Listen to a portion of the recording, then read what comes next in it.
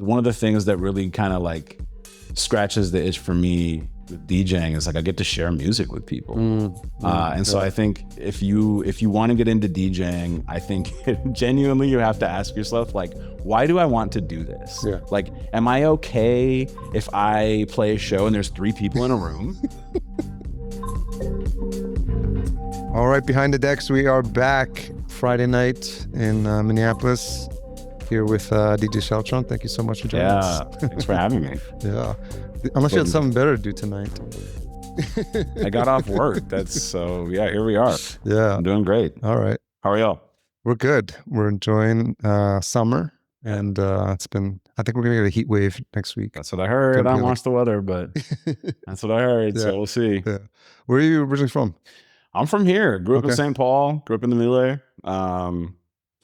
Moved to Minneapolis during college. Okay. Been there ever since.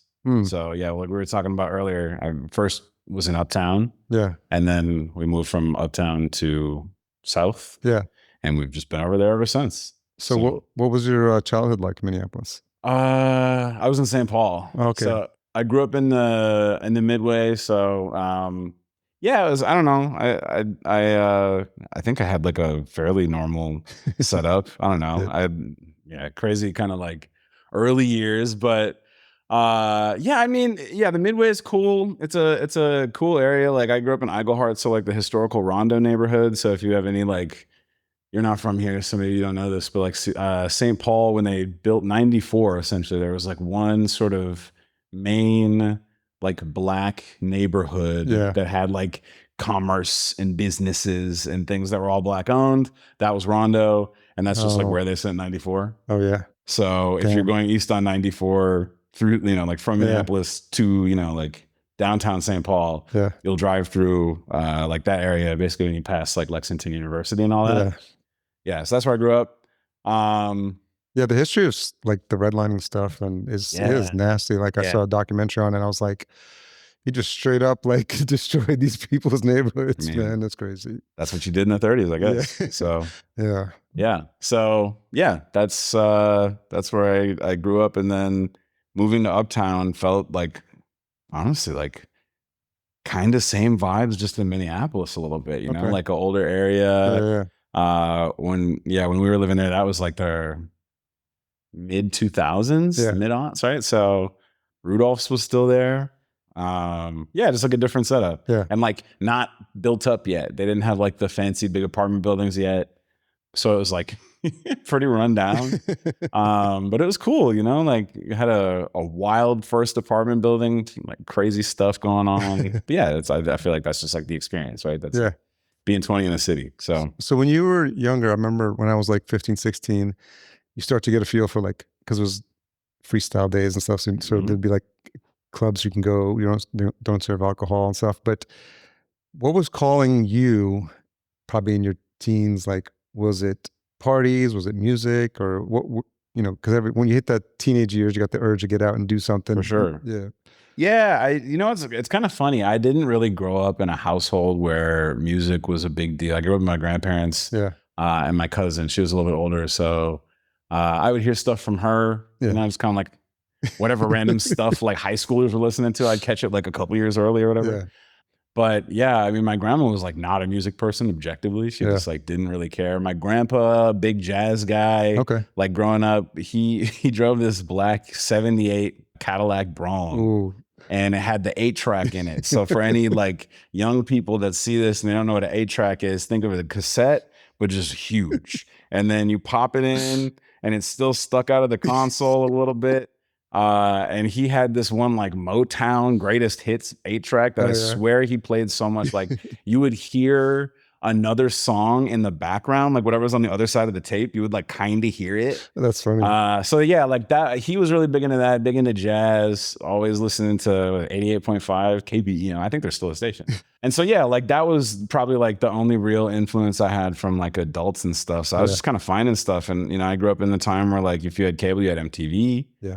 So watched a lot of MTV, And that, you know, like they had a lot of stuff in that late 90s, kind of early 2000s. They were really trying to push kind of like the club vibe. Yeah, that's right. Yeah, there was like this weird, like that Chemical was, Brothers. Yeah, exactly, man. Yeah, so like I remember the like the grind, and they had like weird, like they had like this workout beach party thing, and they had like these dance shows. I remember seeing Hey Boy, Hey Girl, the video. Oh man. And I was like, this is on TV. I was like, this is crazy. This is Chemical Brothers. Like you would normally hear in the club, and it was like, there was a couple years when they were just like nailing it. Like it was Benny like, Benassi had the video for Satisfaction. That was crazy. That video was nuts. The very first time seeing Satisfaction, the video.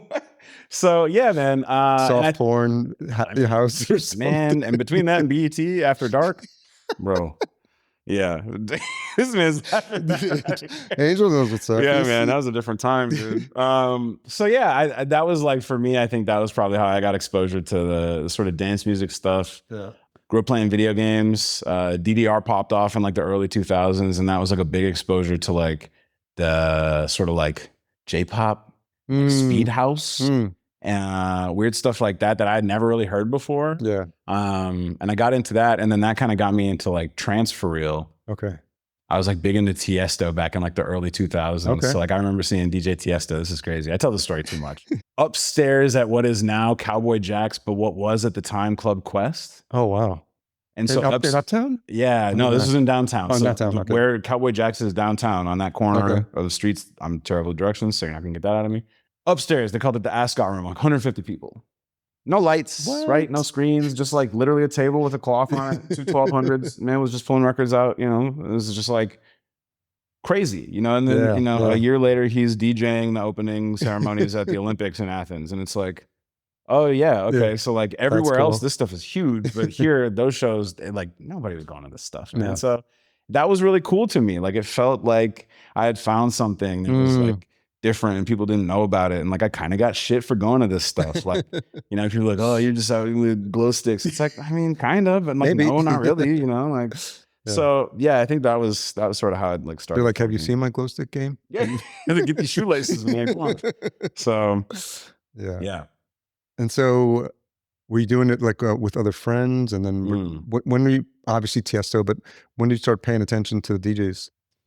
I mean, it was just different back then, right? Like you knew who these DJs were sometimes, but it was very much more about just being in a room with music that you hadn't heard, which was cool to me. I had a couple friends that we kind of got into it a little bit. Like once college happened and like file sharing was a thing. I feel like this is a story for a lot of people that grew up in like the late 2000s or like came into sort of adulthood in that time. It was like music sharing was so huge because you would get stuff that you had never heard because it was free. Or you would download something and you thought it was one thing, but you know, that was like the way that you'd market your stuff back then is you'd like lie and say like, you know, Eminem, whatever. And then you're like, what is this song? You know, you have to like go find out and it's like, oh, some random dude made this. So like, that was actually cool. That's so funny. I guess I might as well see what else he's got on Napster or whatever, you know? So like there were so many people who built a music career that way. That's so funny. That's interesting. That's very smart. Yeah. And so like, I feel like I found a lot of stuff that way. Or you just like, you know, you'd search for stuff and you just say like dance music. Yeah. And the weirdest stuff. And you just download a bunch of stuff and see what you liked. Okay.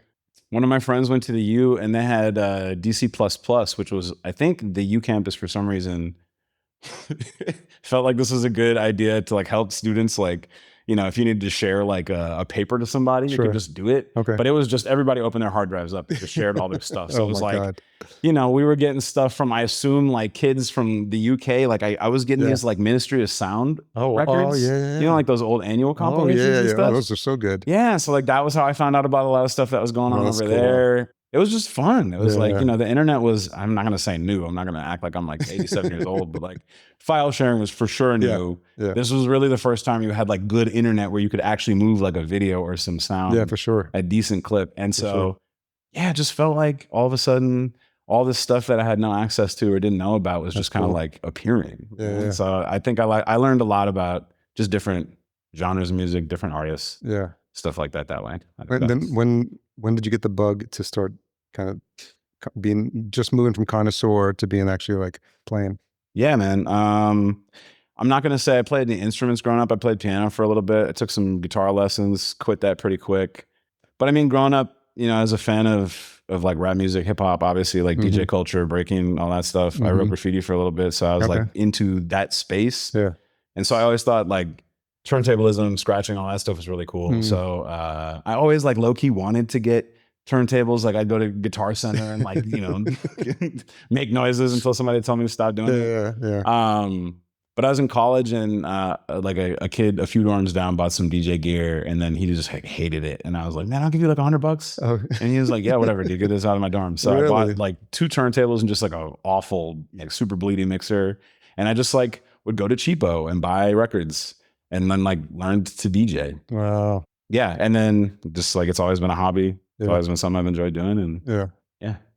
And so like, when you thought you wanted to play, were you thinking it's because you like this idea of like being the selector and just like the actual mixing, or did you have like aspirations to like be playing out? And I don't know, man. I mean, I think it was just something I wanted to do. I'm one of those people that I feel like if I see like a hobby or I see somebody do something, I'm like, ooh, like I feel like that would be fun. You know, like I want to like, do I have like, what does that cost to get into? You know what I mean? And like music stuff is crazy expensive unless you find like used stuff, old stuff. Somebody gives it to you, you know what I mean? So like the DJ thing was just kind of always out of the question. And that was like, I'm fortunate that randomly just like popped up in my favor. Have you always been curious by nature? Because it seems like you have this like quality about you. It's like, I gotta learn about that. Like, what is that about? Yeah, for sure. I to a fault am like always trying to like get into something. Like if my girlfriend was here right now, she'd be like, this man has projects constantly. And it's like, what's a fun project you're working on that's right now? Yeah. One thing I'm working on that's pretty cool and I'm pretty excited about it is, so I've been, since COVID, I really wanted to get into like learning how to do like 3D modeling. I just always thought that was really cool. And I've been like, I went to school for design, so I've made like visuals and things. But I've always thought it would be really cool to be able to do 3D or like motion. And so I got into that a little bit. I've had like some random projects or whatever, but recently what do you create with? I use Blender. Yeah. Okay. So free software, shout out to Blender. Terrible UI, by the way, impossible to learn, but once you do, it's cool. Yeah. But yeah, I got into Blender a little bit and then, so what's the output look like? I mean, it could be like videos. It could be, I've used it for, you know, like for visuals for shows, like maybe take everybody that's playing and like throw it through Blender, extrude it, make a 3D like floating, you know, logo or do something cool. You know what I mean? That's fun. And it's cool, but I've been working on building out some software to take like timing data from ProLink, send it through a computer, and then have like stuff react in real time in Blender, which is very cool. That's cool. And I like got it working, and I haven't touched it since. Okay. I like sent a bunch of people videos, and I was like, yo, and I just haven't like gotten back into it. But that's something I think it would be very cool to make something that you could use as like a small promoter or like a creator or something. That would just be hardware that you could connect to a TV, feed it a file or something, and then you basically. If it was playing off your set, though, that'd be wild. Because that's what it does. Is it just literally counts beats, so it's like actually in time. Cool. It's not audio reactive. That's cool. Yeah, so that's cool. I don't know. I got into streaming like everybody else on the planet did during COVID. So I still have dreams of like streaming regularly. We literally just talked about this before we started filming. So I think that's like a project I would love to get. What's the most exotic location you would love to stream from? Oh man. I'm actually really badly traveled. I've never left the country. Okay. But I think somewhere cool like old Kyoto, in the middle of like some torii gates, get that like cool sort of like tunnel vision type vibe. I think that would be really cool. I love Miami as a city. We've traveled there like a million times. Yeah. There's a few spots in Miami that I think would be really cool to stream. Oh yeah. I think those would be like. It's funny how it became like a thing. Obviously during COVID, or the circle ones. Those are crazy. Like on top of the Eiffel Tower, and I'm just. There was one like a gondola. They had like a gondola like in some mountains. It's like, man, this was Well, technically it was even crazy to see and how they were making that work. Or they're doing it from hot air balloon. Yeah, what? Yeah. No, but it's like became a thing now. So now you go on Instagram, everyone's DJing from like their. There's the guy who does DJing. No cables anywhere. No, that's Marco. Right, we got Bluetooth power somehow. Marco Carolla. Yes, dude. Oh my God, At first I was like, man, but now I'm like, this dude. Have you seen this? he just blows people up. Like, oh my God. nothing plugged in, No, and just, they're like, like, I remember one time watching like it was like a prescription ad, because it's always like, they're telling you like all the ways you could like have a leg fall off if you took oh this yeah, pill. yeah. But like while that's happening, one of them was like, they're like a party and it's all these people partying, and I'm watching this ad and I stopped my girl. I was like, yo, look at this. I was like, there's no cables. They got lights everywhere. Yeah. This woman's going crazy on the knobs and there's just not a cable in sight at all. I I'm love like, that. man, Yeah. it's like, I mean, there's, no one's really looking for this stuff, but it's like, y'all could at least like humor me. Like I know. the cable's not the expensive part. I guess it was the equivalent back in the days. You'd see people that were playing for show, but the guitar wasn't plugged in. Oh yeah. So it's like, Yeah. Or like real drummers will watch like drum scenes in movies and they're like, I'm going to play what they're actually playing. It's like, well, yeah. That stuff always cracks me up. Yeah. Instagram is a trip, man. There's so much crazy stuff happening, especially like, I don't want to sound like the guys like, hey, you kids get off my lawn, but like, but there's like horrible people who are saying they're DJs and they're just like, there's that one guy who plays with his shirt off every time and they just make like smoochy sounds when he smiles. Like, yeah, and I'm like, what is going on here, man? Yeah, it's crazy. I don't know. I think that's I am a big fan of how much easier it is now to DJ, like both from like just like technically versus records is a whole different vibe, but it's easier to learn and it makes it more approachable, right? Like I lucked into a scenario where I could afford to even learn like the hard way, which like I'm very thankful for. But I'm sure there's a lot of things in my life I wanted to do when I was like 17 and I just like could not get into because there's no cheap way to break into it. That's true. And the fact that you can, spend $200 to get, like a small controller and be DJing in an hour is crazy. Like we would have killed for that 20 years ago, So I think that's really cool. The downside, some of these people probably shouldn't be DJing.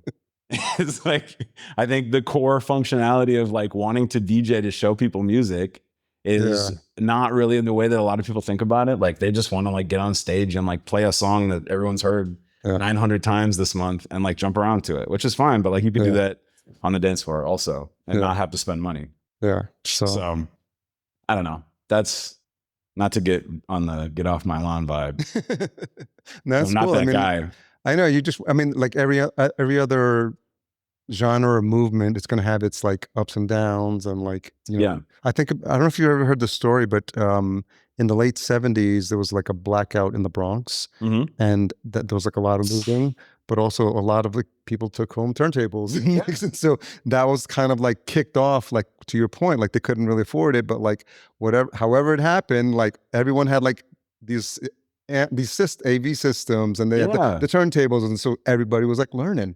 And I was like, that's basically like the birth of hip hop, and it's crazy. Same thing with software in the 90s, right? Like as soon as we started to get to production software, get to DAWs, it was like, sorry, I got into graphic design because I had a cracked version of Photoshop on my computer when I was like 14. You know what I mean? So it was like, the exposure was what made it feel real. You know what I mean? And it's the same thing with music. It's like, I had some busted ass version of like Sony Vegas that I would like try to make mixes with like music I downloaded on Napster, and I would like chop it up and do like weird shit to it. And it was like never good, but I still have some of those files and like they're fun to look back on, and like none of that stuff is possible. If you, it's the same thing. It's access, right? Like as soon as something is real, it's very different than the abstract of like, oh, this would be cool. And if you have to take something for a little bit until you can afford to pay for it for real. I think we've benefited from a lot of weird stuff like that. Like, I don't know, a friend of mine told me this story about like UK grime is pretty much always at 140 beats per minute. Do you know why? No. It's because the default tempo in Fruity Loops is 140. And for the longest time, the dudes making grime beats didn't know how to change the tempo. So everything was at 140. Wow. Like, there's a whole genre because people who didn't know how to use this stuff was still wanted to use it so bad that they would work in a constraint like tempo, which is crazy. You know what I mean? But so I think like that we are indebted to a lot of weird situations like that for a lot of the stuff we have, which I think is just art in general. I think that's just kind of how it works. So, I think the more you democratize like the tools, there's so many, to your point, kids that just want to work that energy out. So Yeah. But it sounds like you've always had this like eye for design. You said you went to school for design. So you've always been like a visual type person? Yeah, I mean, I grew up and I was definitely like taking a lot of art classes. Like I drew a lot. Yeah, like the graffiti thing Yeah. turned into like That's right. wanting to get into design. So naturally, like for me, that meant like I was really into type. Okay. Yeah. I'm colorblind, so like not super colorblind. I can see colors. But yeah, red, green. So like pink, mint green, that type of stuff is just great to me. So like Wow. a lot of the color stuff is not my jam. Some more aesthetics looking Yeah, good. and Yeah. so I think like design for me probably spoke a little bit louder than trying to learn to get good at painting, because painting for me, I always had just like a weird color palette in anything I was working on, because you're mixing your own colors and Yep. I'm obviously mixing them wrong. So I was like, you know, I Or finished you're something. more mixing them right. I'm right. I mean, it's just like art is. I mean, yeah, for it's sure. in the eye of the beholder. So like, you know, it's your own jam. So. Yeah, and it was definitely one of those things where it was just like you could tell. Like I took some painting classes in college, and my teacher would always be like, "I know your work." Yeah. Immediately, because it's like you have a filter on, you know, and so like that makes sense. You know, like to me everything looked the same, but they were like, "Yeah, no, yours, like those bananas are that's yellowish." Yes. It's my modern take on the banana. Yeah, you know. So yeah, I think like structure and form were things that were more interesting to me because I had control of those things, right? So like when I would draw, I rarely color things. Like I would ink stuff and just call it done. Yep. Or the colors would be like, you know, nuts, right? They'd be like lime green, like cobalt blue. But like I never got into a space where I was ever trying to like color anything accurately, because I just like, no, I couldn't. So I just like, I'll stay out of that zone. That's somebody else's thing. So but it's interesting because when you think about art, it's like someone decided that there's a certain way that when colors look, you know, that they have to be a certain way, or otherwise it's not pleasing to the eye. But I think when it's like something that's more because of like that's how you are and that's you know, your language, that doesn't make it any less colorful or not colorful. You know, I think it's a really subjective thing. Yeah, for sure. And I mean, you know, again, benefit of timing, right? So I go to school for design, and it's like most of the stuff happens on computers, obviously. You can do a lot to color correct with math, like in Photoshop, you know what I mean? So like I can do stuff like that, but there are people who are very passionate about like building color palettes and doing that stuff. And for me, like I have to work off of like the rules, right? Like I got to use like the chromatic scales if I want to, you know, or like have a book with color recipes, because I just like that's just out of my range, and that's fine. You know what I mean? Like not everybody can sing, so it is what it is. So yeah, that's just kind of how it worked out. That's cool. Yeah. So when you started DJing, did you have a feel for like a style you were gravitating towards? I mean, obviously you said you went through a trance phase, and so I never DJ'd trance. Okay. I was like super intimidated, actually. The trance scene at the time was like this super cool, tight-knit group of like Hmong dudes. And I would go to these shows and I was just like, man, these guys are so fucking locked in. And it was Kind Beats. Yeah. And like, so it's been cool to actually see them like popping back up. Like I've just been seeing them do a bunch of stuff lately, which is really dope. But like back in the day, yeah, for sure. The trance shows, like that was always like, they were just like thick in there. And that was cool because I grew up in the Midway. So I was like Frogtown adjacent. Okay. So it was kind of cool to see people from my neighborhood, but like people I didn't really interact with because like we, you know, it was just like, I just didn't. But then I'd be like, okay, but like I see y'all all the time in my neighborhood. So like, this is cool that we're both sort of doing this thing somewhere else and coming, I don't know. When I actually started DJing, I thought I was going to be like a scratch DJ. So I had like a couple of the, you know, the little like scratch sample records, and then just like random rap records that I get at like cheap or whatever. And then I don't know what happened, but somewhere along the way, I started getting into, well, it's because I was going to shows, but I started getting into like Miami bass. Oh yeah. And drum and bass. So like I was real heavy on like the breaks. Yep. And like D&B stuff. And back then, like neuro was kind of taking off and jump up was a big thing. So like, yeah, I was like, Diesel Boy was like a big Diesel Boy. That's Diesel right. Boy. You know, like Bad Company, a lot of stuff out of the UK. So that was the other thing, is it was just interesting because it was interesting. Like, a lot of that stuff didn't really take off here. Like there was a US scene for sure. Concrete Jungle was a thing. So I'd go to those shows. But yeah, I mean, that was what I like wanted to play. I was playing drum and bass. I was playing breaks. The people in my dorm sure did not love that. But yeah, it was, I don't know. That's like what I learned on. And then did that for a little bit. I was like always listening to house music, but I never DJ'd it. Got into like doing top 40 for a while. Okay. And then I just like stopped DJing out and I was just like basement deep. Okay. And it was very much a hobby for a long time. And then I was in a band for a couple of years. We broke up over COVID. Okay. And then I missed playing shows so much that I was like, I got to get back into DJing. And so then I like really pushed it. And so that's kind of how I got back into it. And this time I was like, you know what? I should play house music. It just sounds like it'd be a lot more fun. And it's just easier to like get in a room with people. And there's all this stuff that I've always wanted to play out and I just never did. Yeah. And now it feels crazy that I was ever not playing house music. Yeah. So yeah. You've had such an interesting journey, especially like growing up here, to see like all the musical influences you've had. Yeah. And then just kind of like taking this creative energy that you have, you know, that you originally pointed at design and still point at other hobbies here and there. Yeah. But I think it's interesting to see how it's all coalesced into this like now DJing and this passion for house music. But it feels like when you look back, you can kind of see how all the pieces have been coming together. For sure. I mean, I don't know, just like, I'm one of those people that just has their hands on too much stuff. Like, I'll be super honest with you. I just like, I see something, I get super excited about it. Yeah. Like I saw some meme yesterday on Instagram and it's just like this person that says like, oh, have you ever heard of, you know, random thing? And the person's like, yeah, kind of. And then it cuts to like them holding a door back and it's like hyperfixation. And I feel like that's me constantly. I feel like I've done that to you already in this conversation. So yeah, I don't know. I feel like, when things are interesting to me, I'm very interested. That's a poor word choice. In like investigating it and like finding out like, is this something that I actually like, maybe this is something I should have known about a long time ago. You know, maybe this is like a new favorite food and I did not know. Yeah, I feel like that's just kind of been like always my story is I really like to learn stuff. Well, it's just like that being naturally curious. I mean, I chase tons of rabbit holes and I'm just like subscribe to newsletters about like this new app that does this productivity thing. I'm like, you know, if I take that, I'll shave a minute off my day. One more minute of scrolling. Or there was someone created an app that deletes all your photos, but it does it in a cool way. It's called Swipe Wipe. Oh yeah, and you just because you got everyone's got 85% of the footage you're never going to see again. So you're just like, whoa. And you're just like cleaning up your phone. All those videos of fireworks you're not going to watch. Yeah. Or like filming DJs.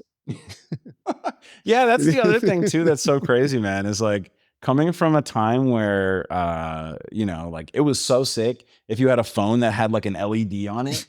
You know what I mean? Or like, you have the ribbon game, you got color screen. That's crazy. And now it's like, you know, to go to show and it's just like, if you go to take a picture, you're going to take a picture of like 38 other people's, you know, screens. Back to their phones. Videos, you know what I mean? It's just, it's crazy. Yeah.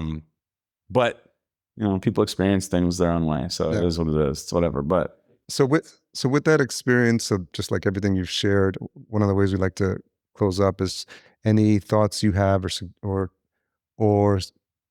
you know, suggestions for anyone trying to look into DJing, thinking about this culture.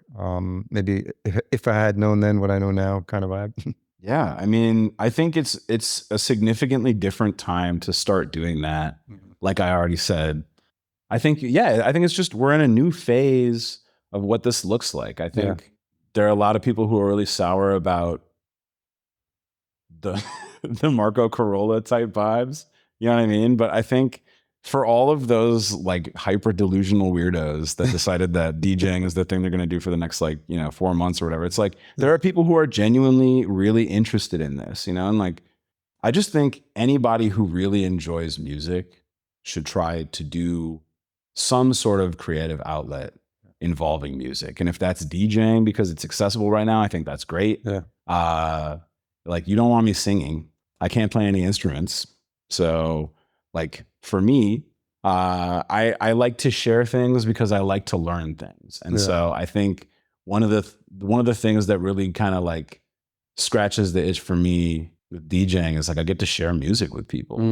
And so I think if you want to get into DJing, I think genuinely you have to ask yourself, like, why do I want to do this? Like, am I okay if I play a show and there's 3 people in a room? Like, but those 3 people are vibing. Yeah. Because like, honestly, one of my favorite shows I played in the last 2 years was, there was like 15 people in that room, but they were fucking locked in, you know? And it's like, that's so cool. It's such a good it's like, you're paying attention. Yeah. Right? Like people aren't fucking around on their phones. They're not talking to somebody 10 feet away from the booth.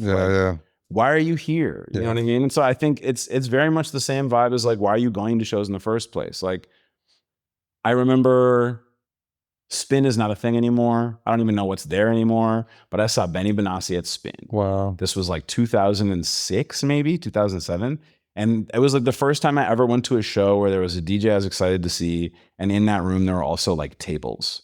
And there were people who were like there, but they were not participating. Yeah. Does that make sense? Yeah. And like, that's very much a thing now, but like back then you just didn't really see that. And I, like at that moment I realized like, oh, this is turning into the thing I wanted it to be, which is like, I want more people to come to this stuff. Yeah. But now it's turning into like a place where you're supposed to be at instead of an activity. Yeah. And I think DJing is also kind of getting there because people see what that does for you, like on a social level, to like be a DJ as opposed to just like going to things and meeting people. Yeah. And I think that's like the one that I'm always like, you know, if that's what you're here for, like, you know, I'm not going to yuck anybody's yums, but like, to me, that feels like you could have picked a lot of things. This is just the easy one right now. Yeah. So I think like if you really like music, I think DJing is for you, just like flat out period. But like the intent and your end game is very much up to you. But I think that's something to consider is like, why are you doing it? And if you can answer that question, I think you should do it because it's very cool. I think it's really, really fun to be able to put stuff together that you couldn't do if you didn't learn how to do this stuff. So. It's actually a great time to buy controllers because in about 6 months, they're going to decide that they don't want DJ anymore. They're going to be trying to sell them. And hey, if you got money, I'm looking at the camera. Tell me which one of these 3 to look at. If you have money and you're spending it and you're going to go crazy on it and buy those CDJ 3000s and you quit in 6 months, call me because I need that because I'm not paying retail. So... you know what? I will say this: Craigslist about 2000. Not Craigslist. We're doing Facebook Marketplace now because I need to see who you are. But Facebook Marketplace about 2022. A lot of DJ dreams showing up on Marketplace. All right, and that was pretty amazing. That's right. So I definitely upgraded some gear around that time. You know, so but. Yeah, this is well. Not That's how you got your first. Your first was your roommate. Then you said, "Hey, I don't want these anymore." Yeah. Oh, so that's how it starts. I could probably count on one hand the amount of new gear I've purchased. Okay. Truly, like this, and that's the thing. I don't know. It's very much a community vibe. So I feel like people are getting newer gear, or they just don't want it anymore, or they're out of the game, and it's like, yeah, all right, cool, you know. So, yeah. Well, I appreciate you coming through and sharing this stories. That I love how it's just all over the map sometimes and you never know where it's going to go. So I'm glad we got to learn a little bit more about your background. Sure, anything you want to share social wise or? Man, if you know me, you know I'm not really on social media much, but I try to be better. And I say that about once every 2 years. And then, you know, here we are. But I am at Sheltron.wave, W-A-V, Sheltron, S-H-E-L-T-R-O-N. Yeah. Pretty easy. That's really where you're going to find me. Good. So pretty easy. I'm not doing TikTok dances. We're not doing any of that. So yeah, this is it. That's it. Yeah. So we'll put those links in the show notes and then stay tuned. We got a back-to-back set coming together. So thanks, brother. Appreciate it. Yep, all right. Yeah.